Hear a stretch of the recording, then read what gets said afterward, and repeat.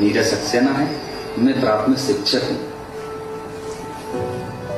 चारों तरफ जंगल है जंगल। मुझे ऐसा लगा कि जैसे मुझे किसी ने सजा दे दी। यहाँ पर कोई माहौल नहीं था, बिल्कुल आदिवासी जगह होती है, कोई भी सुविधा नहीं थी, शासन की कोई व्यवस्था नहीं थी। वो मैं जब आया और मैंने देखा तो मुझे बहुत दुख हुआ कि मैं किस जगह आकर मैं फंस गया।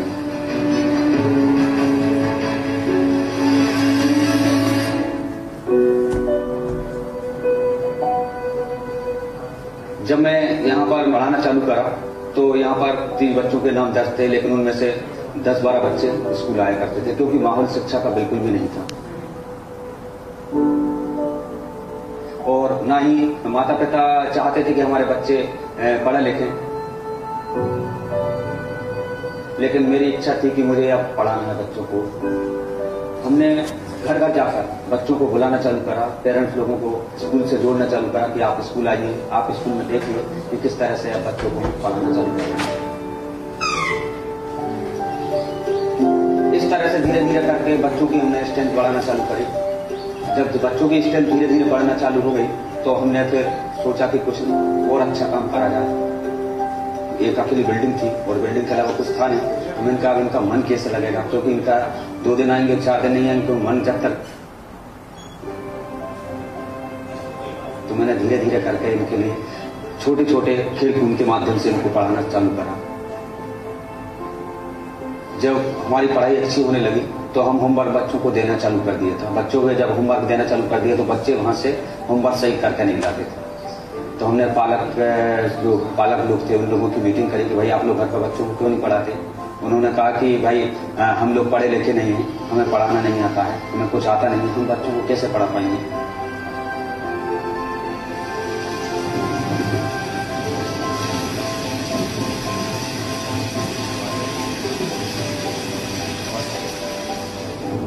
तो हमने कहा कुछ ऐसे कुछ करा जाए जिससे कि बच्चों में भी सुधार हो और पालकों में भी सुधार हो सके। तो हमने धीरे धीरे करके ये बोर्ड बनाना लिखना चालू कर दिए।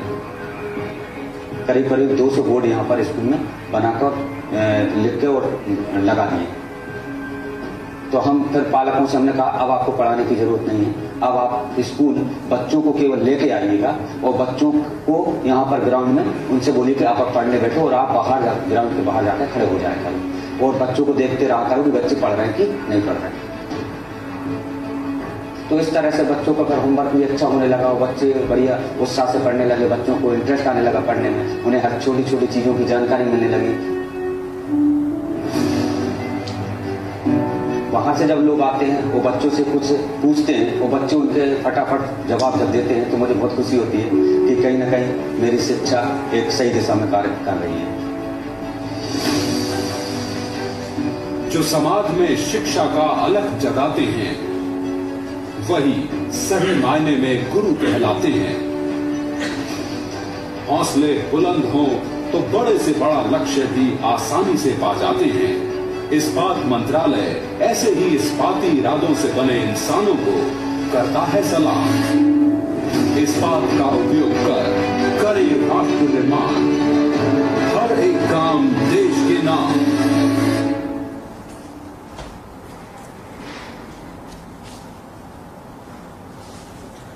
साथियों, आपने देखा कि हमारे ही बीच के शिक्षक साथी ने कितनी मेहनत की अपने स्कूल को पुनर्जीवित करने में, समुदाय को जोड़ने में और इतने मुश्किल परिस्थितियों में भी हर संभव प्रयास करने के लिए कि कैसे हमारे बच्चे स्कूल आएँ, स्कूल में निरंतर उपस्थिति रहे और हम उन्हें अच्छे से अच्छे पढ़ाई देने का प्रयास करें। निश्चित तौर पे ऐसे बहुत सारे शिक्षक साथी हैं हमारे प्रदेश में, लेकिन हमें एक सफलता की कहानी आपसे शेयर करने का मौका मिला, वो बहुत ही अपने आप में प्रेरणादायक है। अब हम आते हैं, हमारा जो कार्यक्रम वर्तमान में चल रहा है अब पढ़ाई नहीं रुकेगी थीम के अंतर्गत हमारा घर हमारा विद्यालय। आप सभी जानते होंगे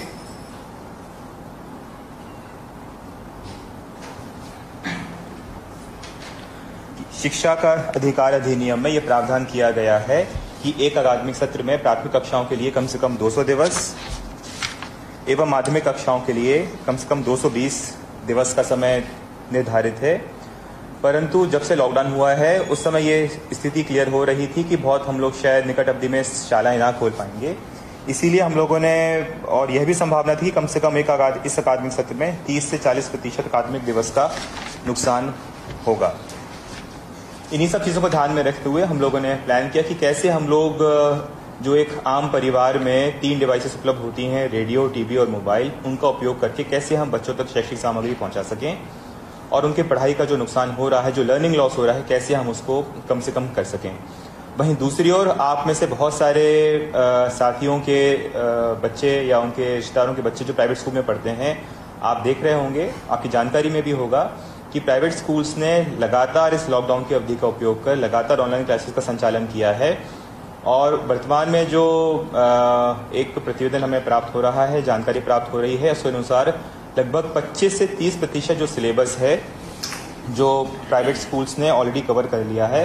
तो हम देख सकते हैं कि सरकारी स्कूल में पढ़ने वाले बच्चे और प्राइवेट स्कूल में जो पढ़ने वाले बच्चे हैं, उनके बीच में जो एक लर्निंग गैप डेवलप हो रहा है, वो एक चिंता का विषय है। और इन्हीं सब चिंताओं को, इन्हीं सब सोच को ध्यान में रखते हुए हम लोगों ने हमारे घर हमारा विद्यालय कार्यक्रम की परिकल्पना की, जो कार्यक्रम हमने जुलाई 6 से प्रारंभ किया है। आप सभी अवगत होंगे कि जो विद्यालय होता है बच्चों का पहला स्कूल होता है। बच्चे शाला आने के पहले भी अपने साथ बहुत सारा ज्ञान, अनुभव, एक वोकैबुलरी, अपनी शब्दावली लेकर आते हैं। स्कूल आने के पहले ही वो अपने आप को अभिव्यक्त कर सकते हैं, अपने विचार रख सकते हैं, अपने आप को जो उनके बातें मन में हैं उसको बहुत हद तक कह सकते हैं। इसीलिए हम लोग यह ना सोचें कि अगर वर्तमान में शाला बंद है तो घर पे रह के पढ़ाई नहीं हो सकती है। शाला आने के पहले भी घर का जो परिवेश होता है, माता पिता की जो सीख होती है, घर के जो बड़े बूढ़े जो बातें सिखाते हैं, जो आसपास गतिविधियां होती हैं, बहुत सारे खिलौने हैं, इस तरह की चीज़ों से बच्चे सीखते हैं। तो वही माहौल है जो हम लोगों ने अभी इस कार्यक्रम के अंतर्गत बच्चों को देने का प्रयास किया है। अप्रैल से जून के महीने में जो सीखने के संसाधन थे वो 4 थे, रेडियो, मोबाइल, टीवी और वर्कबुक। परंतु वर्तमान में आप सभी ने बहुत ही अथक प्रयास कर, बहुत ही अधिक श्रम कर ये प्रयास किया कि हमारे बच्चों को नए अकादमिक सत्र की पाठ्य पुस्तकें और दक्षता उन्नयन की जो वर्कबुक है वो बच्चों को समय से उपलब्ध हो जाएं। और जो प्रतिवेदन हमें प्राप्त हुए हैं, सभी जिलों ने लगभग सभी विकासखंडों के सभी शालाओं के बच्चों को किताबों और वर्कबुक का जो वितरण है वो लगभग पूरा हो चुका है।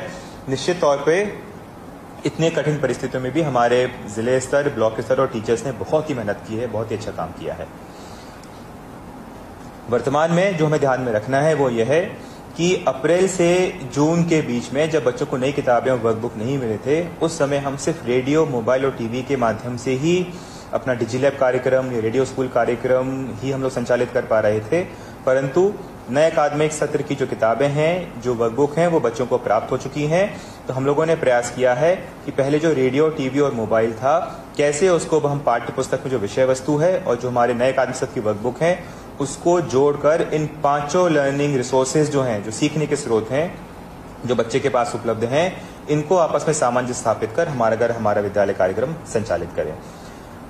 हमारा घर हमारा विद्यालय जो कार्यक्रम है, इसके पीछे एक बहुत ही सोची समझी रणनीति है। जब स्कूल लगता है बच्चों का, जब स्कूल हमारे नॉर्मल अवधि में संचालित होते हैं, तो स्कूल का एक रूटीन होता है, स्कूल का एक टाइम टेबल होता है, उसी तरह का एक माहौल है, उसी तरह का एक रूटीन है जो हम लोगों ने बच्चे को इस कार्यक्रम में देने का प्रयास किया है। वर्तमान में हमारा घर हमारा विद्यालय में जो हमने कार्यक्रम की रूपरेखा रखी है, इस प्रकार से रखी है कि बच्चों को कम से कम असुविधा होकर अपने घर पे ही रह के बच्चे कैसे पढ़ाई करें और एक स्कूल की जो अनुभूति होती है, स्कूल जाने की एक अनुभूति है, बच्चे उसको महसूस कर सकें। इसी क्रम में जो प्रातः 10 से 1 बजे का जो समय है उसको हमने अकादमिक गतिविधियों के लिए निर्धारित किया है। ये मुश्किल परिस्थिति है, इसको थोड़ा सा सामान्य की तरफ झुकाव देने के लिए हम लोगों ने प्रयास किया है कि शाम को 5 से 6 के बीच में जो रेडियो का कार्यक्रम का प्रसारण होता है उसमें हम बच्चों को कैसे रोचक गतिविधियों के रूप में खेल, कला और मनोरंजन आधारित गतिविधियां हैं वो बच्चों तक लेके जा सकें। भाषा सीखने के लिए यह एक छोटा सा प्रयास है कि शाम को जब बच्चे अपनी पढ़ाई पूरी कर लें, अपना खेल पूरा कर लें, जब अपना होमवर्क पूरा कर लें, उसके बाद घर में जो बड़े बुजुर्ग हैं, उनके नाना नानी हैं, दादा दादी हैं, अन्य जो बड़े रिश्तेदार हैं, उनसे बच्चे बात करें, उनसे अपने ज़माने की कहानियों के बारे में बात करें, किस्सों के बारे में बात करें, जो बहुत ही महत्वपूर्ण घटनाएं घटी थीं आज से 40 साल पहले, 50 साल पहले, उसके बारे में बात करें। क्योंकि जब बच्चे वरिष्ठ से बात करेंगे, अपने घर के बड़े बूढ़ों से बात करेंगे, तो उनका जो शब्द ज्ञान है, उनका जो ज्ञान कौशल है, उनके जो अनुभव हैं, तो बच्चों को ना सिर्फ नई सीख मिलेगी बल्कि बच्चों की भाषा में जो भाषा का जो कौशल होता है उसमें नए जो शब्द हैं वो भी लगातार जुड़ते जाएंगे। जो क्रमांक 1, 2, 3 पे हम लोगों ने उल्लेख किया है, ये प्रतिदिन सोमवार से शुक्रवार तक चलने वाली गतिविधियां हैं, परंतु क्रमांक 4 जो है वो हम लोगों ने प्रयास किया है कि पढ़ाई के साथ साथ बच्चों को अन्य रोचक गतिविधि भी हम लोग साझा करें, और इसी आधार पे प्रत्येक शनिवार को मस्ती की शाला के रूप में रेडियो बाल सभा का भी आयोजन किया जाता है। जब हम क्लासरूम में बच्चों को पढ़ाते हैं, जब हमारी कक्षागत शिक्षण गतिविधि संचालित होती हैं, तो 4 या 5 क्रिया होती हैं जो शिक्षक बच्चों के साथ करने का प्रयास करते हैं ताकि बच्चे हमारे तेजी से सीखें। इसमें देखना, सुनना, बोलना, लिखना यानी अभ्यास, खेल, कला, मनोरंजन, इस तरह की जो गतिविधियां हैं, जो अलग अलग क्रम होते हैं, इसको समाहित करते हुए जो टीचर्स हैं बच्चों को पढ़ाने का प्रयास करते हैं। हमने इन सभी 5 गतिविधियों को अपने हमारा घर हमारा विद्यालय कार्यक्रम अंतर्गत रखने का प्रयास किया है। देखने से आशय है कि हमारे जो वर्कबुक है, जो टेक्स्ट बुक है, डिजी लैब पे जो वीडियोस जा रहे हैं व्हाट्सएप के माध्यम से, वो सभी जो शिक्षण सामग्री है बच्चे उसको देखें, उससे सीखें। सुनना और बोलना से आशय ये है कि हमारे रेडियो स्कूल कार्यक्रम अंतर्गत जो भी हम कार्यक्रम ब्रॉडकास्ट कर रहे हैं प्रातः 11 से 12 और शाम को 5 से 5:30, वो बच्चे अपने बड़े भाई बहन या अपने परिवार के जो सदस्य हैं उनके साथ बैठ के उसको सुने और उसमें जो इंस्ट्रक्शंस, जो निर्देश दिए जा रहे हैं उसके अनुसार कार्यवाही करके जो परिवार के सदस्य हैं वो उनको फीडबैक दें।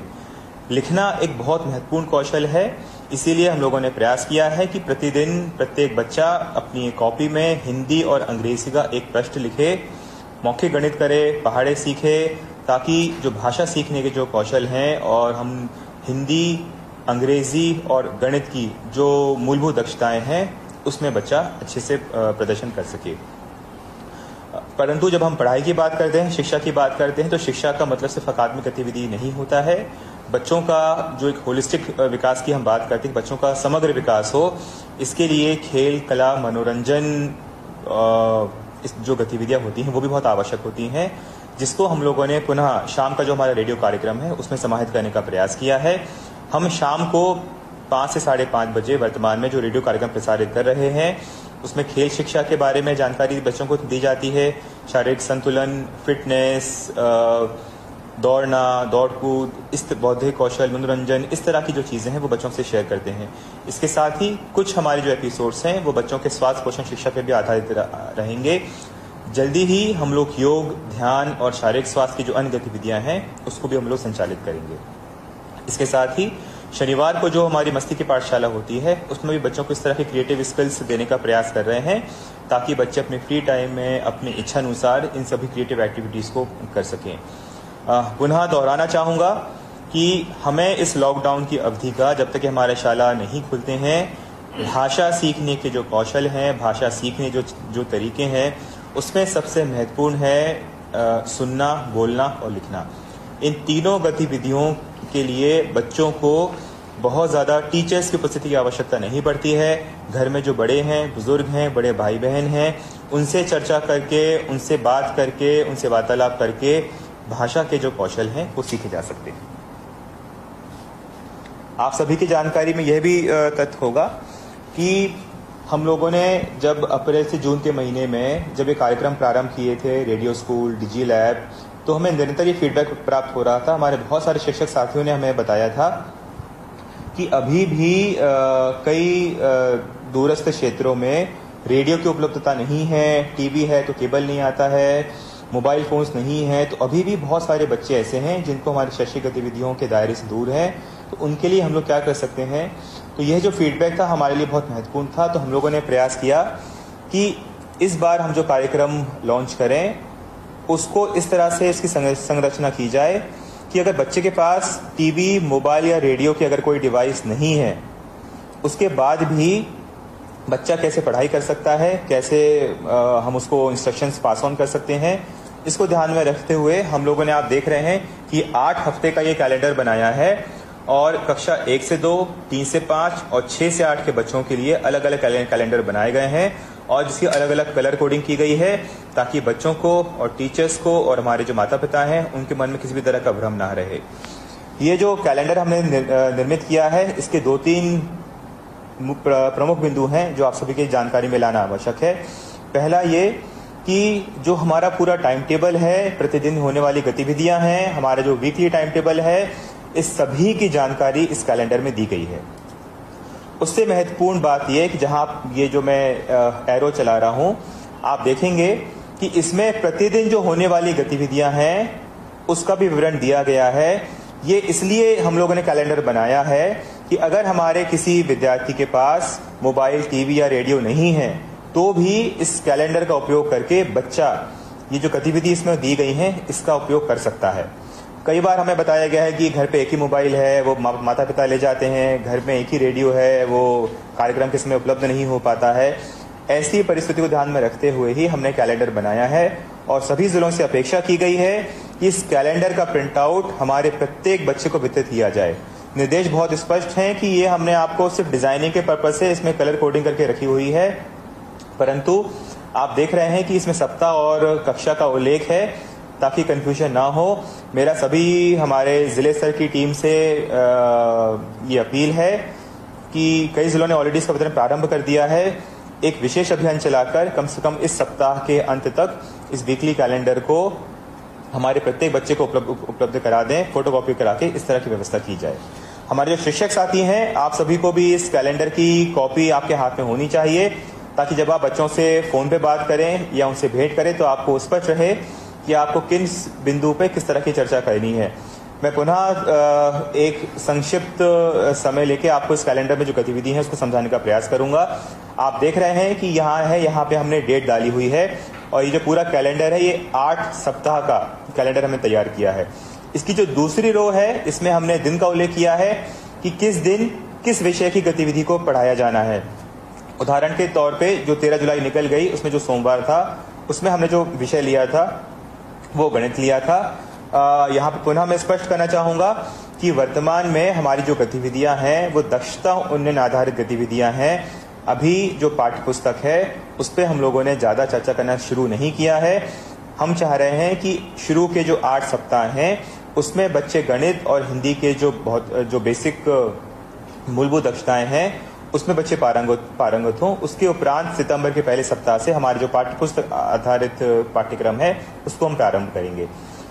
सोमवार को विषय गणित है। फिर इसमें हम देख रहे हैं कि इसमें हमने एक कॉलम दिया है आज के सीखने का उद्देश्य। ये हमारी कॉम्पिटेंसी है, ये हमारा एक कौशल है जो बच्चे को आना चाहिए। ये है आकृतियों की पहचान। इसी तरह से मंगलवार को हिंदी में हमने दिया है वर्ण ध्वनि पहचान। यह मैं इसलिए बता रहा हूं ताकि हमारे जो शिक्षक साथी हैं आप सभी को पता रहे कि हमने जो साप्ताहिक कैलेंडर डिजाइन किया हुआ है उसमें जो डिटेल्स हैं उसका ही पालन हमें करना है, उसके अनुसार ही हमें बच्चों से संवाद स्थापित करना है ताकि आप जो इंस्ट्रक्शंस दे रहे हैं बच्चे उसको अपने कैलेंडर पे देख के समझ पाएं कि हाँ आज हमारे टीचर का फोन आया था, उन्होंने हमें बताया कि आज की जो गतिविधि है वो आकृतियों की पहचान पर आधारित थी और उससे जुड़ी हुई जो वर्कशीट है वो आपको किस पेज पे मिलेगी इसका भी उल्लेख यहाँ पे किया गया है। मैं इसको थोड़ा और एनालाइज करता हूं।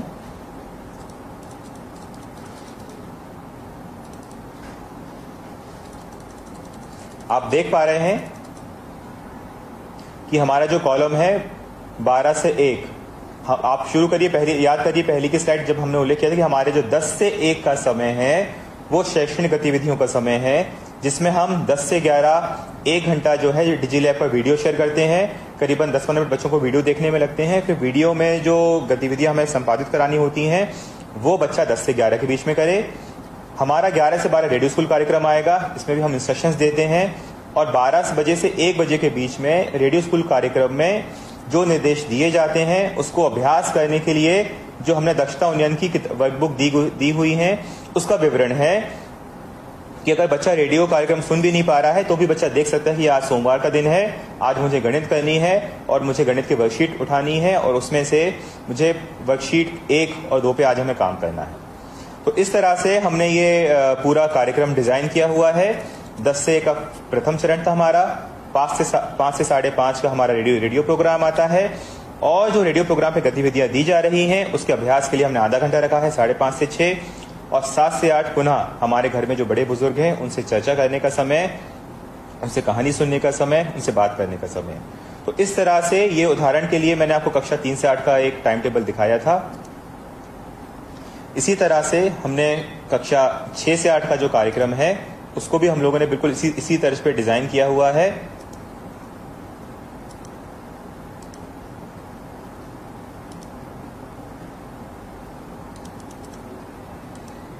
ये आप देख रहे हैं कि इसको हम लोगों ने इस तरह से डिजाइन किया हुआ है। इसमें जो ये कॉलम है इसमें आपको बहुत ज्यादा विचार करने की आवश्यकता नहीं है। ये जो लिंक है ये वही YouTube लिंक है जिसके वीडियोस हम बच्चों तक भेजते हैं। मैं पुनः दोहराना चाहूंगा कि यदि उस स्पेसिफिक दिन, उस दिन विशेष यदि कोई बच्चा हमारा लिंक नहीं देख पा रहा है तो अपने मोबाइल के ब्राउजर में ये जो लिंक है ये पेस्ट किया जा सकता है, तो बच्चे को वही वीडियो देखने को मिलेगा जो हम रोज उसको डिजीलैब पर भेज रहे हैं। इसके साथ ही मेरी जो शिक्षक साथी हैं आप सभी से अपील है कि आप भी इन सभी वीडियोस को देखें, उसका अवलोकन करें। वीडियो में जो जो इंस्ट्रक्शंस आपको दिए गए हैं बच्चों को करने की जो अपेक्षा है उन इंस्ट्रक्शंस को भी आप लोग देख लें और सुनिश्चित करें कि ये जो वीडियोस हैं ये बच्चों को देखने को मिल रहे हैं। और आप भी अपने वीडियो लाइब्रेरी तैयार कर लें ताकि जब शाला खुलती है तो कैसे आप इन्हीं वीडियोस का उपयोग करके बच्चों को पढ़ा सकते हैं। ये वीडियो TLM के रूप में आपकी बहुत ज्यादा सहायता करेंगे। हमारे जो सारे के सारे वीडियोस हैं वो इस साइट जो लिखा हुआ है digischoolindia.com, ये सभी वीडियोस हैं इस साइट पे उपलब्ध हैं। आप चाहें तो इस साइट पे लॉगिन करके भी इन सभी वीडियोस की जो रिपोजिटरी है, जो हमने एक वीडियो स्टोर किए हुए हैं, ये सारी चीजें आपको यहां से आप एक्सेस कर सकते हैं। मेरी जिले स्तर की टीम से, ब्लॉक स्तर की टीम से और हमारे जो संकुल स्तर और प्राचार्य, हेडमास्टर, टीचर्स, पूरी टीम से ये आप सभी को से अपील है कि वर्तमान में जो सबसे बड़ी प्राथमिकता है वो ये है कि हम लोग किस तरह से बच्चों को इसका जो हमने वीकली टाइम टेबल बनाया है 12 पेज का ये जो प्रिंट आउट है, कैसे हम लोग फोटोकॉपी के माध्यम से या अन्य माध्यम से बच्चों को इमीडिएटली उपलब्ध करा सकें। कोशिश करिए कि इस सप्ताह के अंत तक वितरण का कार्य है वो पूरा कर लें। बहुत सारे हमारे जो साथी हैं वो ऑलरेडी इन कार्यक्रम को सुन रहे हैं। जैसा मैंने आपको बताया कि हमारे रेडियो पे प्रतिदिन 2 ब्रॉडकास्ट हो रहे हैं। एक सैंपल है वो मैं आप सभी को सुनाना चाहूंगा ताकि आपको आइडिया रहे कि हम किस तरह से रेडियो प्रोग्राम हम आयोजित कर रहे हैं और उसका कंटेंट है वो किस तरह का है। ये आकाशवाणी का भोपाल केंद्र है। प्रस्तुत है शैक्षिक कार्यक्रम रेडियो स्कूल।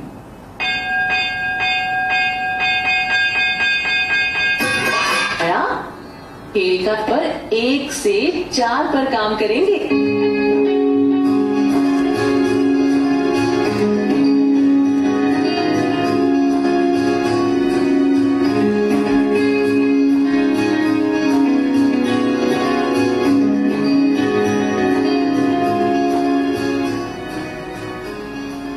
नमस्कार, मैं हूँ आपकी रेडियो टीचर। मेरा नाम सभी को पता चल गया ना? मेरा नाम है रेडियो टीचर। बच्चों, आज हम लोग अपनी नई वाली किताब से पढ़ेंगे। आज कक्षा 2 के बच्चे अपनी अपनी नई वाली किताब निकाल लें। नई वाली किताब निकाल ली आपने? अब इसका पेज नंबर 1 खोलें। आज हम पेज नंबर 1 से 4 पर काम करेंगे, लेकिन अभी पेज 1 खोलें। बच्चों देखो, मीकू चाचा के साथ सभी बच्चे एक खेल खेल रहे हैं। बच्चे भी मीकू चाचा को बहुत प्यार करते हैं। वे रोज उनके साथ खेलते हैं। आज उन्होंने अपने थैले में तरह तरह की चीजें रखी हैं। बच्चों, चित्र को ध्यान से देखो। मीकू चाचा ने बच्चों की 2 टीम बना ली है। मीकू चाचा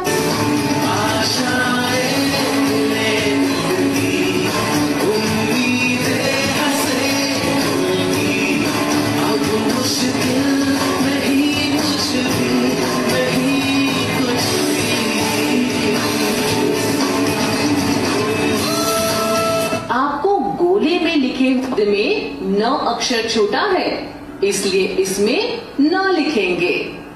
माला शब्द में बताइए।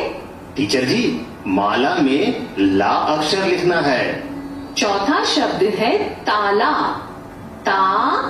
ला, ताला। इसमें कौन सा अक्षर छूटा है?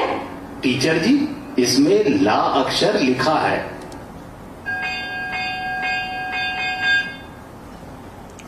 तो आपने देखा कि जो हम लोग आपको बताने का प्रयास कर रहे थे कि किस तरह से हमने सामंजस्य बिठाने का प्रयास किया है कि बच्चे के हाथ में जो टेक्स्ट बुक है, जो पाठ्य पुस्तक है, जो वर्कबुक है, उसमें कौन कौन से पेज पे क्या गतिविधि करनी है, उस पर आधारित ही हम लोग प्रतिदिन रेडियो ब्रॉडकास्ट कार्यक्रम जारी कर रहे हैं। जिन क्षेत्रों में आपको लग रहा है कि टीचर्स, बच्चों के पास, पालकों के पास रेडियो नहीं है, वहाँ पे हमारे बहुत सारे जिलों ने अच्छा नवाचार करके उस ग्राम पंचायत विशेष में या गांव विशेष में जो धार्मिक स्थल हैं, पंचायत भवन है, सामुदायिक भवन है या स्कूल है, वहाँ पे लाउड स्पीकर के माध्यम से इन कार्यक्रम का प्रसारण किया जा रहा है। इस तरह का प्रयास है अन्य जिले भी कर सकते हैं। जो हमने आपको पहले रेडियो ब्रॉडकास्ट सुनाया था वो हमारा अकादमिक गतिविधियों आधारित कार्यक्रम था, जो प्रातः 11 से 12 में ब्रॉडकास्ट होता है।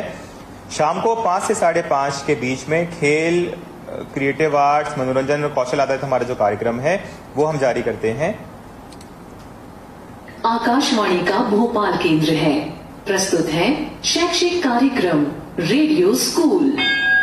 सुनते हैं। तो चलिए सुनते हैं ये विशेष रेडियो कार्यक्रम रेडियो स्कूल।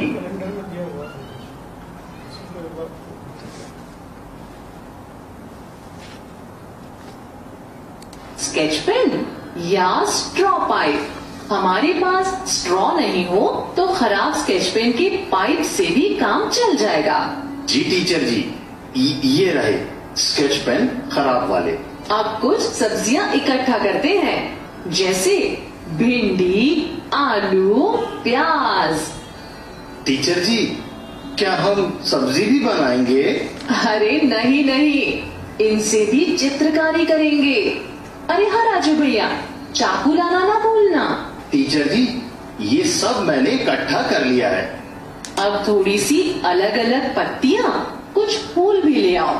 देखो, एक एक पत्ती सावधानी से तोड़ना, पौधे को नुकसान ना पहुंचाना। जी टीचर जी, मैं ये गया और ये आया। टीचर जी, पत्तियां और फूल भी ले आया, धब्बे लगाऊंगा। राजू भैया, ध्यान रखना, अपने कपड़ों को गंदा ना कर देना, नहीं तो तुम्हारी अम्मा बहुत डांटेंगी। जी टीचर जी, मैं धीरे धीरे और सावधानी से करूंगा। रखो पेड़ों को, आम, अमरूद, नीम, आंवला, तुलसी। बहुत खूब, लेकिन क्या इन पेड़ों के गुणों के बारे में जानते हो?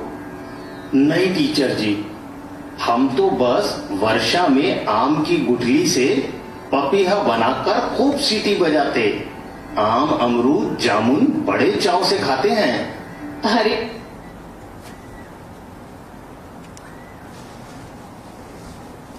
तो साथियों, जो रेडियो पे हम लोग प्रोग्राम जारी कर रहे हैं उसको भी हम लोगों ने बहुत सोच समझ के निर्मित किया है और उसमें उस तरह की गतिविधि समाहित करने का प्रयास किया है जो बच्चे आसानी से घर पे जो सामग्री उपलब्ध होती है उसका उपयोग करके बच्चे बहुत सारी गतिविधियां कर सकते हैं। यह सामग्री प्राप्त करने के लिए उन्हें घर से बाहर जाने की आवश्यकता नहीं है, बाजार जाने की आवश्यकता नहीं है, अतिरिक्त पैसा खर्च करने की आवश्यकता नहीं है।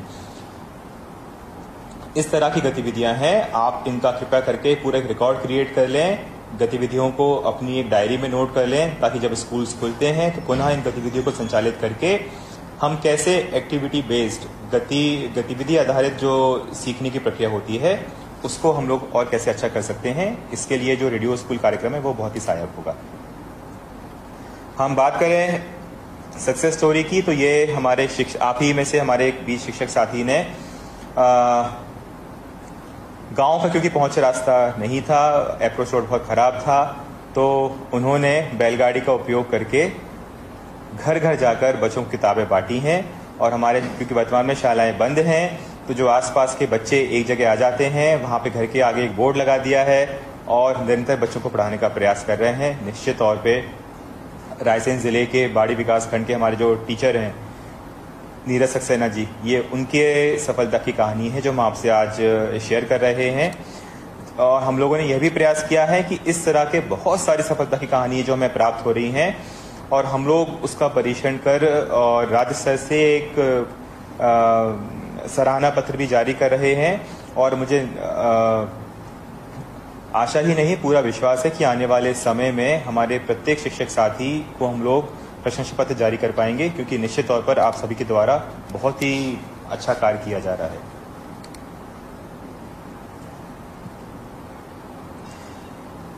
ये कहानी है, ये सक्सेस स्टोरी है धार जिले के धार विकास खंड में जो तोरनोद स्कूल है, वहाँ पे हमारी एक और चैंपियन टीचर हैं डॉक्टर स्मृति रतन मिश्र। आपके द्वारा भी स्कूल बंद होने के उपरांत भी निरंतर बच्चों को व्हाट्सएप ग्रुप का समूह बनाकर जो बच्चे सामग्री पोस्ट करते हैं उसको आप देख रहे हैं यहाँ पे कि फीडबैक दिया जा रहा है। जो बच्चे गलती कर रहे हैं उसके बारे में बताया जा रहा है, जो बच्चे काम अच्छा कर रहे हैं उसके बारे में फीडबैक दिया जा रहा है। और जिन बच्चों के पास व्हाट्सएप वाले फ़ोन नहीं हैं, साधारण फ़ोन है कीपैड फ़ोन वाले, उनसे हमारी जो टीचर हैं डॉक्टर मिश्र हैं ये निरंतर उनसे फ़ोन पे संवाद कर रही हैं या गृह भेंट करने का भी प्रयास कर रही हैं। आप में से बहुत सारे हमारे जो साथी हैं वो यह कार्य कर रहे हैं, लेकिन अभी वक्त है कि इन कार्यों में हम लोग कैसे निरंतरता जारी रखें। हम लोगों ने अपने चैंपियन टीचर्स की एक लिस्ट तैयार की है और हम लोग हर सप्ताह में हमारे जो चैंपियन टीचर्स हैं, अच्छा कार्य करने वाले, अथक परिश्रम कार्य करने वाले टीचर्स हैं, उनकी जो सफलता कहानी हमें प्राप्त होती है उनको हम लोग चिन्हित करके प्रत्येक सप्ताह सर्टिफिकेट जारी कर रहे हैं। वर्तमान में आपके स्क्रीन के सामने जो नाम है यह वो शिक्षक है जिनको हम ऑलरेडी सर्टिफिकेट जारी कर चुके हैं। मुझे लग रहा है कि आने वाले समय में आप सभी की जो मेहनत है उस मेहनत से ये लिस्ट है ये निरंतर लंबी होती जाएगी। काम करने वाले हमारे टीचर्स हैं, दीप्ति जैन जी हैं दतिया की, मंदसौर से, संजय जी हैं टीकमगढ़ से, संगीता जी हैं ग्वालियर से, अंबाराम गोखले हैं बुरहानपुर से, भाव सिंह हैं मंडला से, नीतू गहलोत हैं सीहोर से, जाताबाई उइके हैं रायसेन से, देवनारायण विश्वकर्मा हैं हरदा से। आप देख रहे हैं कि इसमें से हमारे बहुत सारे जो टीचर्स हैं वो जिला मुख्यालय के अलावा विकासखंड स्तर के जो बहुत दूर दूर के स्कूल से वहाँ पे पदस्थ हैं। इसके उपरांत भी दूरस्थ एरिया में जाकर भी हमारे शिक्षक साथी द्वारा निरंतर बहुत अच्छा कार्य किया जा रहा है। सीखने की प्रक्रिया तब तक अधूरी रहेगी जब तक उसमें हमें फीडबैक प्राप्त ना हो रहा हो कि हमारे बच्चों के जो सीखने का स्तर है वो किस तरह से इम्प्रूव हो रहा है, किस तरह से उसमें सुधार हो रहा है। और इसी क्रम में जो मूल्यांकन है, मूल्यांकन अपने आप में बहुत महत्वपूर्ण गतिविधि है, परंतु क्योंकि अभी वर्तमान की परिस्थिति अलग है इसलिए हमें मूल्यांकन के जो नए स्रोत है, नए टूल हैं, उसकी ओर ध्यान देने की आवश्यकता है। याद करिए पिछले अकादमिक सत्र में 2019-20 में जब हम लोगों ने दक्षता उन्नयन कार्यक्रम प्रारंभ करने के पहले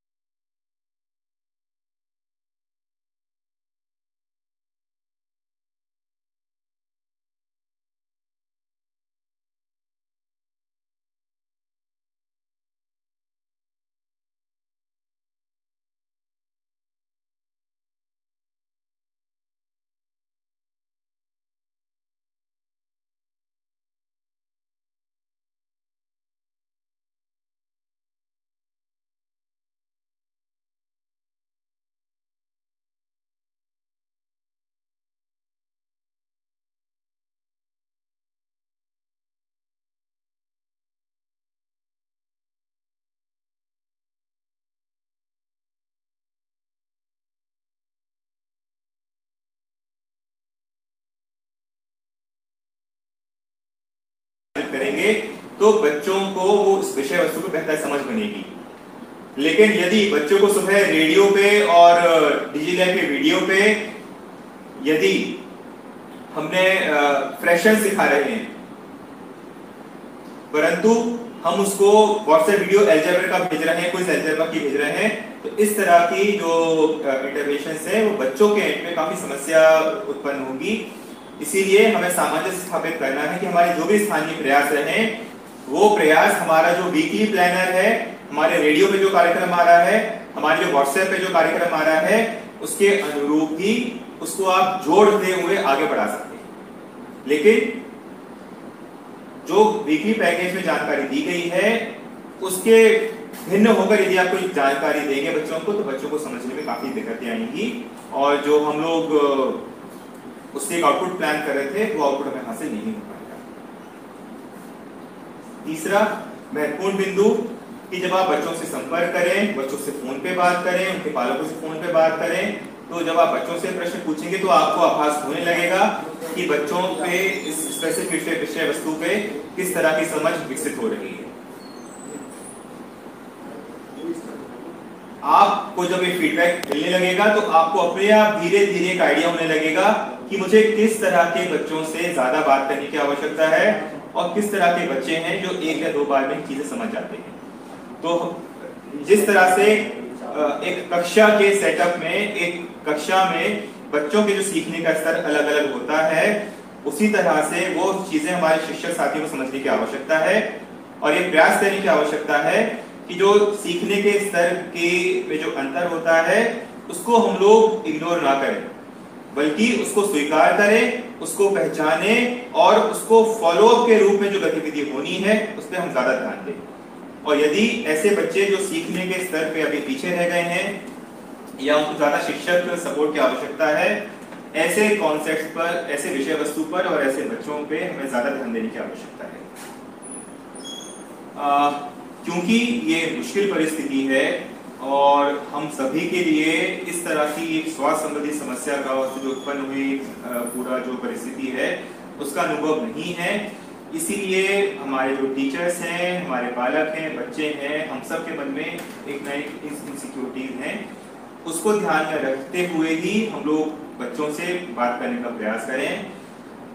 बच्चों और पालकों से बात करने वक्त हमारी जो भाषा है, हमारा जो स्वर है, हम जिस तरीके शब्दों का उपयोग कर रहे हैं उसमें एक सकारात्मक सोच और एक सकारात्मक ऊर्जा का परिचय होना चाहिए, ताकि बच्चों और पालकों को लगे कि नहीं, हमारे शिक्षक साथी हमारे बच्चों की चिंता करने के लिए ही हमसे फोन पे बात कर रहे हैं। दूसरा बहुत महत्वपूर्ण है कि चूंकि हमने प्रयास किया है कि हमारे जो सीखने का जो माध्यम है उसमें टीवी, रेडियो और मोबाइल के अलावा अब किताबें और वर्कबुक भी हैं और अब हमने क्योंकि बच्चों को पूरा वीकली प्लानर भी दे रहे हैं, उसकी फोटोकॉपी प्रिंट आउट करा के दे रहे हैं, तो बच्चों के पास यदि इनमें से कोई डिवाइस नहीं हो, कोई संसाधन नहीं हो, तो हम बच्चों को बिल्कुल भी कभी भी ये ना बताएं कि बेटा आप मोबाइल खरीदो या टीवी खरीदो या रेडियो खरीदो ताकि आप पढ़ाई कर सको। मैं पुनः दोहरा रहा हूँ, ये बहुत मुश्किल समय है, इसीलिए हमें किसी भी बालक को यह नहीं बताना चाहिए कि अगर आप मोबाइल खरीद लेंगे या रेडियो खरीद लेंगे तो आपका बच्चा अच्छे से पढ़ लेगा। बच्चे के पास जो संसाधन है उसी का उपयोग कर बच्चे पढ़ सकते हैं, हमें यह प्रयास करना चाहिए। एक बहुत महत्वपूर्ण बिंदु है कि हम सबके घरों में जब हमारे बच्चे पढ़ाई करते हैं तो हम उनको एक पढ़ाई का माहौल देने का प्रयास करते हैं और पढ़ाई का माहौल देने के लिए जरूरी नहीं कि प्रत्येक घर में कुर्सी टेबल हो पढ़ाई के लिए। बच्चे जमीन पे बैठ के आसन लगा के भी बच्चे पढ़ सकते हैं, लेकिन हमें प्रयास करना चाहिए जब हम बच्चों के माँ बाप से मिलें, उनके माता पिता से मिलें, कि बच्चों को कम से कम घर का एक ऐसी शांत जगह उपलब्ध करा दें जहां पे बच्चा दिन में कम से कम 3 से 4 घंटे निरंतर अपनी पढ़ाई कर सके बिना किसी व्यवधान के। और इस जगह को, इस स्थल को हम लोगों ने शिक्षक का कोना का नाम दिया है। शिक्षक का कोना इसीलिए ताकि वहां पे बच्चे पूरा मन लगा के पढ़ाई कर सकें और कोई भी तरह की जो घरेलू गतिविधि होती है वो बच्चों की पढ़ाई में व्यवधान ना डाले। इसके साथ ही बच्चों को पढ़ाई के लिए जो भौतिक जो छोटी मोटी आवश्यकताएं होती हैं, पेन, कॉपी, पेंसिल के रूप में, उस तरह की सुविधाएं भी पालक हैं वो बच्चों को उपलब्ध कराएं। हमारे जो शिक्षक साथी हैं, आप सभी की बहुत ही महंगी भूमिका है इस समय, क्योंकि आप वर्तमान में जब बच्चों से बात करेंगे तो शिक्षक होने के साथ साथ आप वर्तमान में काउंसलिंग का भी काम कर रहे हैं, क्योंकि बहुत सारी ऐसी बातें हैं, बहुत सारे ऐसे विचार हैं जो बच्चे अपने माता पिता से साझा ना कर कर अपने शिक्षकों पे ज्यादा विश्वास रखते हैं, उनको बताते हैं। इसीलिए आप कृपया, किसी बच्चे की कोई समस्या है, कृपया करके उसे ध्यानपूर्वक सुनिए और निश्चित तौर पे आपका जो टैलेंट है, आपका जो विवेक है, मुझे विश्वास है कि आप कोई न कोई समस्या का बच्चों के लिए आप लोग निकाल ही पाएंगे। सबसे इसी क्रम में एक महत्वपूर्ण बात यह भी है कि सीएम राइज हमारा जो शिक्षण कार्यक्रम है, उसमें आप देख रहे होंगे कि हम लोगों ने बहुत सारे कोर्सेज तैयार किए हैं। वर्तमान में हमने 23 जुलाई को एक 6वां कोर्स लॉन्च किया है जिसका नाम ही है बच्चों एवं पालकों से प्रभावी बातचीत। इसमें उन सभी पहलुओं को हमने देने का प्रयास किया है जो कि मैंने आपसे स्लाइड में शेयर की हैं। कृपया करके बच्चों को फोन करने के पहले, उनके माता पिता से चर्चा करने के पहले ये जो हमारा सीएम राइज का कोर्स है इसको जरूर पूरा करने का प्रयास करें। हमने जो भी हम लोगों ने प्रयास किया है, उस प्रयास में सबसे महत्वपूर्ण चीज ये है कि जो सारे प्रयास हुए हैं ये कोविड की परिस्थिति के दौरान बेशक शुरू हुए हैं, लेकिन आने वाले समय में ये जो प्रयास है निरंतर जारी रहेंगे। इसलिए चाहे हमारा रेडियो स्कूल कार्यक्रम हो या डिजिलैब कार्यक्रम हो, या हमने जो दक्षता उन्नयन का पे आधारित हमारा जो 8 सप्ताह का जो कार्यक्रम बनाया है, इसमें हमने जो जो भी गतिविधियां दी हैं, ये सारी की सारी गतिविधियां स्कूल जब खुलेंगे तब टीचर्स को बहुत काम आएंगी, एक टीएलएम के रूप में काम आएंगी। इसीलिए मेरा शिक्षक साथियों से अपील है कि कृपया करके जो रेडियो कार्यक्रम है उसको जरूर सुने, और यदि हमारा कोई शिक्षक साथी रेडियो कार्यक्रम नहीं सुन पाया है तो हमारे जितने भी रेडियो प्रोग्राम हमने जारी किए हैं उसका हम एक अलग से लिंक बना के भेज रहे हैं आपको। आप तिथि अनुसार, विषय अनुसार उन रेडियो कार्यक्रम को सुन सकते हैं। मॉनिटरिंग हमारे विद्यालय कार्यक्रम का एक बहुत महत्वपूर्ण पहलू है, परंतु मॉनिटरिंग के लिए आपको कहीं अलग से जाने की आवश्यकता नहीं है, किसी अलग पोर्टल पे लॉगिन करने की आवश्यकता नहीं है। हमारे शिक्षक साथियों के मोबाइल पे जो पहले से एम शिक्षा मित्र ऐप चल रहा है, उसी ऐप में हमने हमारा विद्यालय अंतर्गत एक मॉनिटरिंग फॉर्मेट है शिक्षा सेतु के नाम से, उसको हम लोगों ने गो लाइव कर दिया है। वर्तमान में वो फॉर्मेट चल रहा है। उसमें हमने 5 बहुत ही साधारण तरह के प्रश्न हैं वो हमने टीचर से पूछे हैं कि आज आपने कितने बच्चों से बात की, अगर आप साधारण हैं, आपका स्कूल जिस क्षेत्र में वहाँ पे कोई कोविड वाली समस्या नहीं है तो आपने कितने बच्चों से बात की, कितने बच्चों से भेंट की। इस तरह का जो सिंपल क्वेश्चन है वो हमने रखा हुआ है। इसकी मॉनिटरिंग हम लोग शालावार, संकुलवार, विकासखंडवार, जिलेवार करेंगे।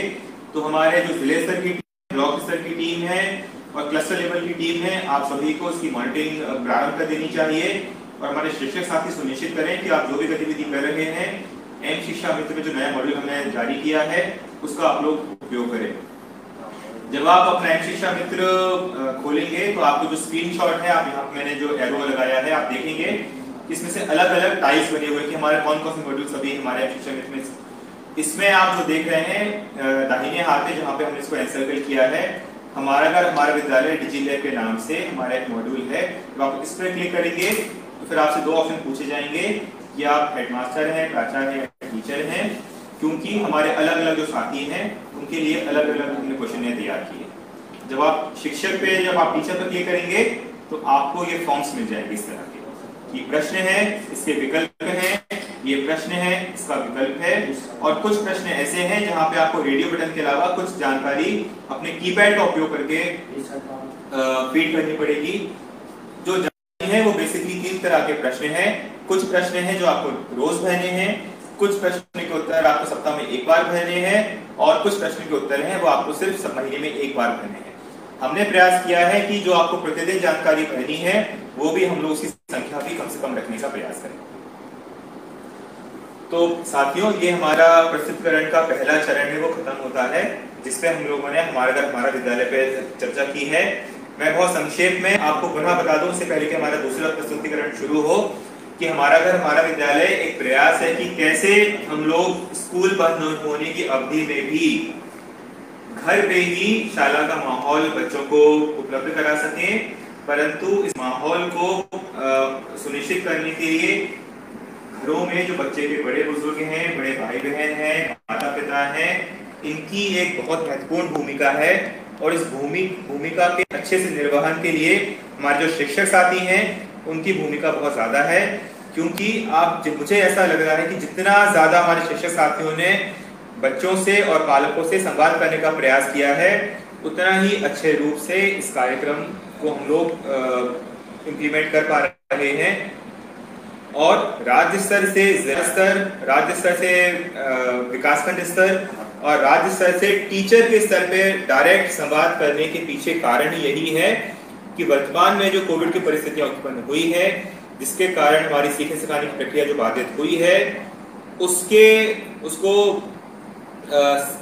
अब पढ़ाई नहीं रुकेगी थीम को अच्छे से मजबूत रूप से सुनिश्चित करने के लिए यह आवश्यक हो गया है कि हमारे जो शिक्षक साथी हैं वो निरंतर हमारे बच्चों से, पालकों से संवाद करते रहें, उन्हें इंस्ट्रक्शंस देते रहें और सुनिश्चित करें कि कैसे हम लोग अपने घरों पे एक स्कूल का सीखने का अच्छा सा माहौल है वो हम लोग कैसे घरों में क्रिएट कर सकते हैं।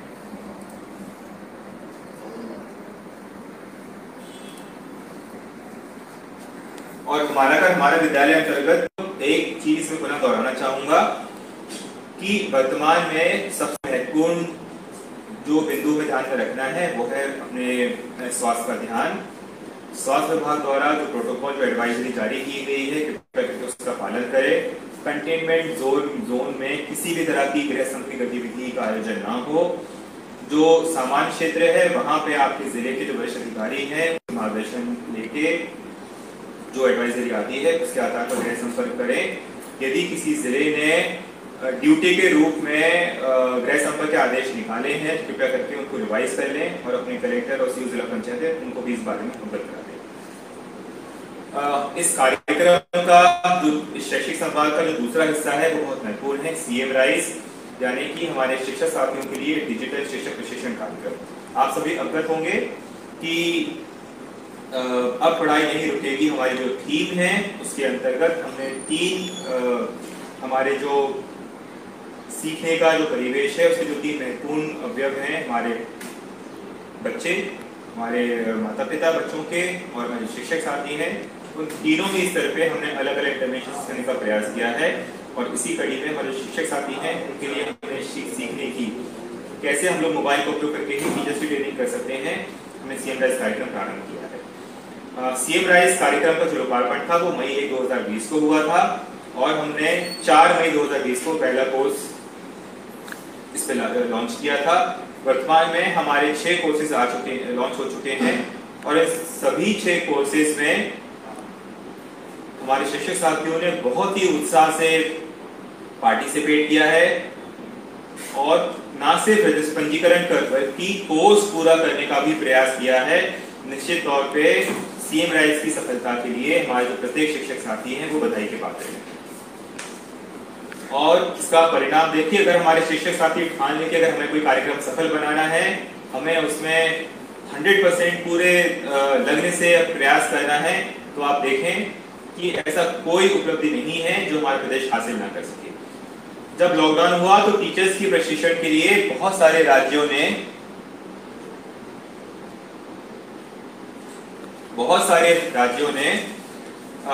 टीचर्स के ऑनलाइन ट्रेनिंग के लिए बहुत सारे प्लेटफॉर्म चलाए, परंतु मध्य प्रदेश अब वर्तमान में सिर्फ एकमात्र ऐसा राज्य है जहां पे ना सिर्फ 10 लाख से अधिक शिक्षक साथियों ने लॉग इन किया बल्कि कोर्स पूरा भी किया है। और इस सभी के लिए, इस प्रयास के लिए, इस इनिशिएटिव के लिए और सीएम राइज के कार्यक्रम के प्रति लगाव के लिए हमारे प्रत्येक शिक्षक साथी बधाई का पात्र है और आशा है कि आने वाले समय में भी आप सीएम राइज കാര്യक्रम से इसी तरह से जुड़े रहेंगे, क्योंकि आप सभी की मेहनत ने, आप सभी के अथक परिश्रम ने हमारे प्रदेश को ये उपलब्धि दी है। सीएम राइज कार्यक्रम को एक्सेस करने के लिए, वहां तक पहुंचने के लिए आप अवगत होंगे कि आपको दीक्षा का जो ऐप है, दीक्षा का जो प्लेटफॉर्म है, उसको लॉगिन करने की आवश्यकता है। जैसे ही आप दीक्षा ऐप डाउनलोड करेंगे, आप बाएं ओर देख रहे हैं कि आपसे लॉगिन की डिटेल पूछे जा रहे हैं। आपको ऊपर वाले जो टाइल्स हैं, जो लॉगिन की डिटेल्स हैं, जो नीले वाले बटन हैं, इसका आपको उपयोग नहीं करना है। आपको सीधे आने हरे वाले बटन पे लॉगिन विद स्टेट सिस्टम, क्योंकि 5-6 राज्य ऐसे हैं जिन्होंने दीक्षा को अपने राज्य का जो ऐप है उससे इंटीग्रेट कर दिया है सिंगल साइन ऑन करके। इसीलिए आपके पास जो पहले से आईडी पासवर्ड है, आपको कोई नया अलग से आईडी पासवर्ड बनाने की आवश्यकता नहीं है। आप दीक्षा डाउनलोड करिए। लॉगिन के लिए आपसे जब पूछा जाए तो आप जो हरे कलर का जो स्लाइड इसमें लिखा है लॉगिन विद स्टेट सिस्टम, आप इस पर क्लिक करेंगे तो दूसरी स्क्रीन है उस तरह से खुलेगी, जहां पे उन 5-6 राज्यों का नाम आएगा। आपको मध्य प्रदेश राज्य पर क्लिक करना है। जब आप मध्य प्रदेश राज्य पर क्लिक करेंगे तो आपको ये इस तरह के जो तीसरे जो दाहिने हाथ में जहां पे मैं एरो दिखा रहा हूं, इस तरह का स्क्रीन है जो आपको देखने को मिलेगा। और फिर आपसे कहा जाएगा कि लॉगिन टू दीक्षा, यानी कि अब आप दीक्षा का जो पोर्टल है उस पर आप लॉगिन कर सकते हैं। लॉगिन करने के लिए जो यूजर आईडी और पासवर्ड जो मांगे जा रहे हैं वो कोई अन्य यूजर आईडी पासवर्ड नहीं है, वो वही आईडी पासवर्ड है जिसको उपयोग कर आप एम शिक्षा मित्र पे लॉगिन करते हैं। मैं पुनः रिपीट करूंगा कि दीक्षा पे लॉगिन करने के लिए आपको एम शिक्षा मित्र के आईडी और पासवर्ड है, उनको उपयोग करना पड़ेगा। फिर जैसे ही आप अपने कोर्स पे आप लॉगिन करते हैं, आप कोर्स पूरा करते हैं। कोर्स पूरा करने के बाद एक ऑटोमेटेड सिस्टम से आपको आपने जिस आपका नाम और आपने जो कोर्स पूरा किया है इसकी जो डिटेल्स हैं, इसके आधार पर आपको एक प्रमाण पत्र जारी होता है। हम लोगों ने अपने सिस्टम में यह भी व्यवस्था की है कि जैसे जैसे टीचर्स हमारे कोर्स पूरा करते जा रहे हैं, हमारे टीचर्स की जो ई सर्विस बुक है उस पर अलग से हम लोग एक अकाउंट क्रिएट कर रहे हैं, ताकि हमें पता रहे और हमारे टीचर्स भी स्वयं लॉगिन करके देख सकें कि अभी तक आपने कौन कौन से कोर्स हैं वो पूरे कर लिए। इसके साथ ही जैसे ही हमारा कोई नया कोर्स हम लोग इंट्रोड्यूस करते हैं, सेम पोर्टल पे इसको अपलोड करते हैं, एसएमएस और ईमेल के माध्यम से हम आपको सूचना भी देते हैं कि जो सर्टिफिकेट है इसको आप आसानी से डाउनलोड भी कर सकते हैं। हमारे बहुत सारे शिक्षक साथियों की चिंता होती है कि उन्होंने 6 दिन पहले 7 दिन पहले अपना कोर्स पूरा कर लिया है, परंतु उसके बाद उन्हें सर्टिफिकेट है वो प्राप्त नहीं हुआ है।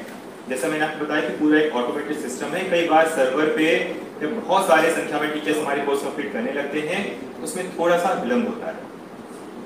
हमारे जो कोर्सेज हैं जो सीएम राइज में हम लोगों ने प्रारंभ किए हैं वो बेसिकली 2 तरह के कोर्सेज हैं। एक जेनरिक यानी सामान्य विषय वस्तु के कोर्सेज जो सभी हमारे जो टीचर्स हैं, हमारे जिले स्तर के अधिकारी हैं, हमारे विकास में अधिकारी हैं, इसके अलावा हमारे शिक्षक शिक्षण संस्थाएं हैं, उन सभी के अधिकारी हैं, वो उसको कोर्सेज को उपयोग कर सकते हैं। जल्दी ही हम लोग कक्षावार और विषय आधारित कोर्सेज हैं उसको भी सीएम राइज से प्रारंभ करेंगे। सीएम राइज ना सिर्फ एक प्रशिक्षण का प्लेटफॉर्म नहीं है, बल्कि हम हमारे जो शिक्षक साथी हैं कैसे उनका व्यवसाय कर सकें, उनका प्रोफेशनल डेवलपमेंट कर सकें, इसके बारे में भी हम लोग जल्दी इसमें नए मॉड्यूल्स हैं वो प्रारंभ करने वाले हैं। सीएम राइज का कोर्स करते समय कुछ महत्वपूर्ण बातें हैं, कुछ मूलभूत बातें हैं जो हम सभी को ध्यान में रखने की आवश्यकता है। पहला ये कि इसमें प्ले एंड पॉज का विकल्प है, यानी कि प्रत्येक हमारे शिक्षक साथी है अपने गति के हिसाब से सीख सकता है। जिस तरह से क्लासरूम सेटअप में बच्चों की सीखने की गति भिन्न भिन्न होती है, इस तरह से हमारे प्रत्येक शिक्षक साथी की जो सीखने की गति है वह भिन्न है। इसीलिए हमने प्ले एंड पॉज का ऑप्शन रखा है कि टीचर्स अपनी सुविधा अनुसार इन कोर्सेज को पूरा कर सकें अपने सीखने की गति अनुसार। कुछ कोर्सेज की जो अवधि है वो थोड़ी सी बड़ी है, कुछ कोर्सेज की अवधि है वो छोटी है। कोशिश करें जो बड़े कोर्सेज हैं उनको छोटे छोटे हिस्सों में हम लोग पढ़ के आगे बढ़े। हम जो कोर्स करते हैं, जिस तरह से हम बच्चों को नोट्स बनाने के लिए प्रेरित करते हैं कि बेटा आपने जो पढ़ा है उसको अभ्यास करने के लिए अपनी कॉपी में लिखिए, उसी तरह का अपील शिक्षक साथी से है। अगर आप जो नए बिंदु सीख रहे हैं, जो नए विचार सीख रहे हैं कोर्स के कंटेंट से संबंधी, अगर आप उसको अपने डायरी में लिखना शुरू कर देंगे तो उस कोर्स के प्रति आपके जो सॉफ्ट स्किल्स हैं, पढ़ाने की जो पद्धति है, उसमें आपको नई चीजें सीखने को मिलेगी। और अगर आप लिख के उसको देखने लगेंगे तो निश्चित तौर पर उस कोर्स पे आपकी बेहतर समझ भी बने लगेगी। जब आप डायरी लिखेंगे तो अपने आप आपके मन में एक विचार उत्पन्न होने लगेंगे, जो मैं लिख रहा हूँ कैसे मैं उस बिंदुओं को जो नए मैंने कौशल अर्जित किए हैं उनको अपने कक्षा में लेके जाऊं। इसीलिए हम लोग आपसे निवेदन कर रहे हैं कि आप जो भी बिंदु नए सीएमएस कोर्स में सीख रहे हैं, ना सिर्फ उसको सीखें बल्कि अपनी डायरी में लिखें और डायरी में लिखने के बाद चिंतन भी करें। हमारे जो जिले स्तर और ब्लॉक स्तर और सर्कल स्तर की टीम है, आप सभी को यह सुनिश्चित करना है कि हमारे टीचर्स, हमारे शिक्षक साथी सीएम राइज में जो कोर्स कंप्लीट कर रहे हैं, उन कोर्सेज पे शैक्षिक संवाद में जरूर अनुभव पे चर्चा हो, ताकि हमारे एक शिक्षक साथी अन्य शिक्षक साथी से भी सीख सके। शैक्षिक संवाद करने का उद्देश्य यही है कि कई बार जब हम कोर्स कंप्लीट करते हैं तो हमारी पूरी तरह समझ विकसित नहीं हो पाती है, लेकिन हमारे शिक्षक साथी दूसरे शिक्षक साथी को जब उस कोर्स पे हम लोग बात करते सुनते हैं, चर्चा करते सुनते हैं, संवाद में सुनते हैं, तो निश्चित तौर पे जो समझ है वो अच्छे से विकसित होने लगती है और इसका फायदा है हमारे टीचर्स को मिलता है। किसी भी तरह से कोर्स पूरे करने की जल्दबाजी ना करें। हमारा उद्देश्य सर्टिफिकेट प्राप्त करना नहीं होना चाहिए, बल्कि इन कोर्सेज को हम कैसे अपने पढ़ाने की पद्धति को, पढ़ाने का हमारा जो स्टाइल है, हम कैसे उसको इम्प्रूव कर सकते हैं, उसे और कैसे मजबूत कर सकते हैं, इस बारे में मतलब ज्यादा ध्यान रखना चाहिए। जो सर्टिफिकेट की बात की है, सर्टिफिकेट हम लोग सिर्फ उन्हीं टीचर्स को दे रहे हैं जो सिंगल साइन ऑन यानी कि दीक्षा का ऐप डाउनलोड करके जो एम शिक्षा मित्र की यूनिक आईडी और पासवर्ड है, अगर आप उसको उपयोग करके ही लॉगिन करेंगे तभी आपको सर्टिफिकेट मिलेगा। यदि आप वेब ब्राउजर के मान से या बिना दीक्षा का ऐप डाउनलोड किए अगर आप लॉगिन करते हैं तो फिर आपको सर्टिफिकेट नहीं मिल पाएगा। इसीलिए कृपया करके एम शिक्षा मित्र के जो लॉगिन आईडी पासवर्ड है उसी का उपयोग करके दीक्षा पोर्टल पे आप लॉगिन करें।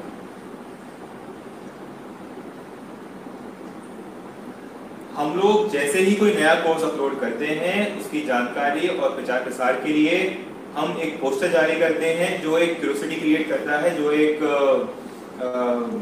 कि हमारे आने वाले कोर्स में किस किस तरह की चीजें होंगी और हमें उसे क्या प्राप्त होगा। हमारे जिले स्तर की जो टीम है, आप सभी को सुनिश्चित करना चाहिए कि हमारे टीचर्स के जितने भी मोबाइल ग्रुप्स हैं, व्हाट्सएप ग्रुप्स हैं, उन सभी ग्रुप्स पे इस तरह की जो पोस्टर्स है उसकी जानकारी हम लोग शेयर करें। जो जेनरिक कोर्सेज हैं वो हमारे टीचर्स के साथ साथ हमारे डीओ, डीपीसी, डाइट के प्राचार्य, डाइट की फैकल्टी, सभी एपीसीज, हमारे ब्लॉक स्तर के अधिकारी, बीएससी, सीएससी, उनके लिए भी कोर्सेज हैं। क्योंकि अगर जब आप शैक्षिक संवाद करेंगे, जब आप शाला का भ्रमण करेंगे, तो आपको पता होना चाहिए कि हम अपने टीचर्स को कौन कौन से कोर्सेज से इंट्रोड्यूस कराया है, ताकि आप टीचर्स को फैसिलिटेट कर सकें और इन कोर्सेज के प्रति आपके मन में भी एक बेहतर समझ उपलब्ध हो। इसीलिए सीएम राइज को सिर्फ टीचर्स की ट्रेनिंग का प्लेटफॉर्म ना माना जाए। हमारे जो जिले स्तर और जो ब्लॉक स्तर के अधिकारी हैं, आपको भी इन सब कोर्सेज को पूरा करने की अनिवार्यता रखी गई है। विशेषकर हमने जो MIS क्रिएट किया है जिले स्तर में, हम देख पाते हैं, हम ट्रैकिंग कर पाएंगे कि हमारे कितने डीओ, कितने डीपीसी, कितने diet, APC, BRC, BC, CSC ने ये कोर्स कंप्लीट किए हैं। साथ ही जो हम लोगों ने आपको पहले आपके संज्ञान में लाया था कि मात्र कोर्स पूरा करना ही हमारा उद्देश्य ना हो, अपितु कोर्स पूरा करने से हमने क्या नया सीखा है, हम किस तरह से उसको अपने कक्षा में उपयोग करेंगे, किस तरह से हम अपने जो पढ़ाई की जो टेक्निक है, जो डिलीवरी हमारा स्किल है, उसको हम और कैसे निखार लाएंगे, इन सब चीजों को भी हम लोग अपने जो हमारे आंतरिक व्हाट्सएप ग्रुप बने हुए टीचर्स के, वो आपको एक दूसरे से शेयर करना चाहिए। कुछ जिलों ने यह प्रयास किया था कि सीएम राइज पे के कोर्स को अनिवार्यता कर दी जाए, लेकिन इस तरह से लॉन्ग रन में इस तरह के जो आदेश हैं वो बिल्कुल भी सहायक नहीं होते हैं, क्योंकि फिर हमारे टीचर्स भी उसी मानसिकता से कोर्स पूरा करेंगे कि मुझे वेतन मिलना है या वेतन आरण नहीं होगा अगर कोर्स पूरा नहीं करूंगा, इसीलिए मैं कोर्स पूरा कर लूं। कुछ जिलों ने इस तरह के आदेश निकाल दिए हैं, कृपया करके तत्काल प्रभाव से यह आदेश वापस ले लें, क्योंकि जब तक के टीचर्स का, शिक्षक साथियों का स्वयं इस पोर्टल से सीएम राइज की जो हमने कार्यक्रम शुरू किया है इससे लगाव नहीं होगा पूरे मन से, तब तक कार्यक्रम सफल नहीं हो पाएगा। इसीलिए किसी भी तरह का फोर्सफुली कोर्स पूरा करने की अनिवार्यता है, उसको इस पोर्टल पे नहीं रखा गया है। यदि किसी जिले ने या किसी विकासखंड स्तर से इस तरह की अनिवार्यता का आदेश जारी किया गया है, कृपया करके उसे तत्काल प्रभाव से वापस ले लिया जाए। जिस तरह से हमारे जिले स्तर की एक महत्वपूर्ण भूमिका है डाइट और डीपीसी स्तर की, उसी तरह से हमारे जो सीएससी बीएससी हैं आपकी बहुत महत्वपूर्ण भूमिका है कि सबसे पहले आपको सुनिश्चित करना है कि हमारे शिक्षक साथी हैं वो कोर्स पूरा करें और उस कोर्स से जो बातें सीखी हैं उसको आप लोग शैक्षिक संवाद के माध्यम से निरंतर डिस्कस करें। हमारे शिक्षक साथी हैं, बहुत सारे अच्छे शिक्षक साथी हैं जो कोर्स पूरा करने के साथ साथ अपने नोट्स बना रहे हैं। ऐसे शिक्षक साथियों को चिन्हित कर उनके द्वारा जो नोट्स बनाए गए हैं, डायरी राइटिंग की गई है, उसको भी आप अन्य व्हाट्सएप ग्रुप में शेयर कर सकते हैं। तीसरा, हमारे बहुत सारे शिक्षक साथी हैं, उन्होंने नवाचार करके कुछ ऑडियो लेसन्स भी रिकॉर्ड किए हैं, कुछ ऑडियो मैसेजेस रिकॉर्ड किए हैं कि आज हमने इस कोर्स से क्या सीखा। इस तरह के जो इनिशिएटिव्स हैं उन्हें हमें प्रोत्साहित करना चाहिए, उन टीचर्स को आइडेंटिफाई करके अन्य हमारे जो जिले के अन्य जो टीचर्स हैं उनसे भी जोड़ने का प्रयास करना चाहिए। मैं पुनः रिपीट करूंगा कि जो पीयर लर्निंग होती है, यानी एक शिक्षक साथी से हमारे दूसरे शिक्षक साथी कैसे सीख सकते हैं, ये बहुत महत्वपूर्ण मंच है सीखने का, नई चीजें साझा करने का, अपना ज्ञान साझा करने का।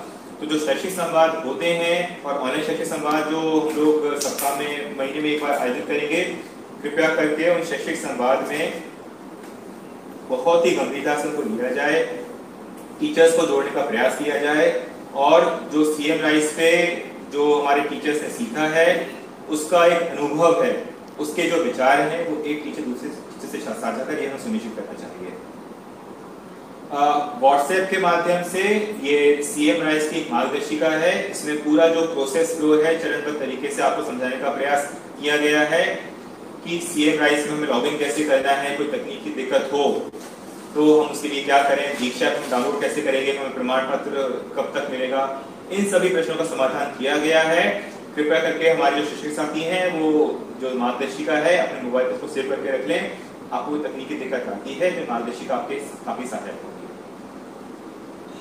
जिस तरह से हमने डिजी लैब के ग्रुप बनाए हैं, सभी हमारे जिले स्तर और ब्लॉक लेवल की टीम से ये उनको भी निर्देशित किया जाता है कि सीएम राइज के बारे में जो भी जानकारी आती है, जो भी इंस्ट्रक्शंस आते हैं या नए कोर्सेज की जो जानकारी देते हैं, डिजी लैब समूह में निरंतर हम लोग उसको पुश करते रहें ताकि हमारे शिक्षक साथी को पता चले कि कौन कौन से नए कोर्सेज आ गए हैं और कैसे इन कोर्सेज को करके वो अपना जो स्किल का जो स्तर है उसको सुधार ला सकते हैं।